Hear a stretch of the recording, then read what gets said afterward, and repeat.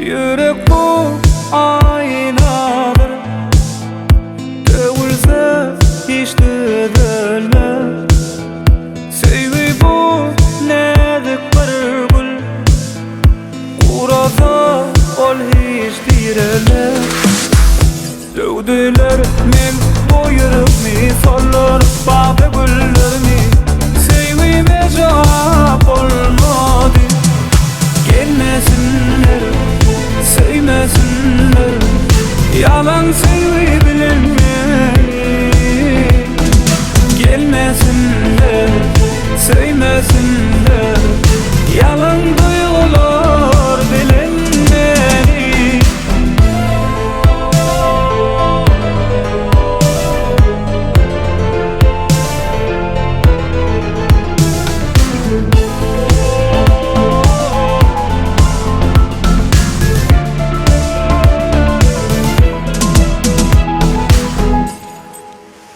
Yalandan münsüyen diyeler, sevgiden bir hayra gelse.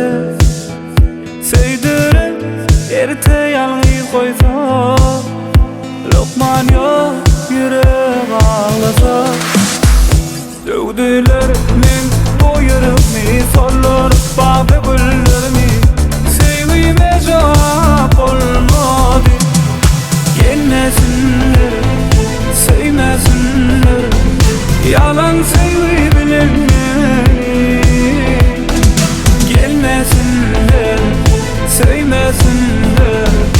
Yalan duygular bilinmeli.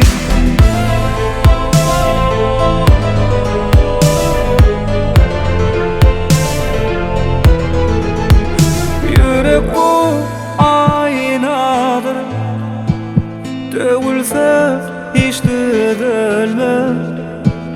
Sevgi bu nedik bir gül, kurasa ol hiç direlmez. Gelmesinler, sevmesinler. Yalan sevgi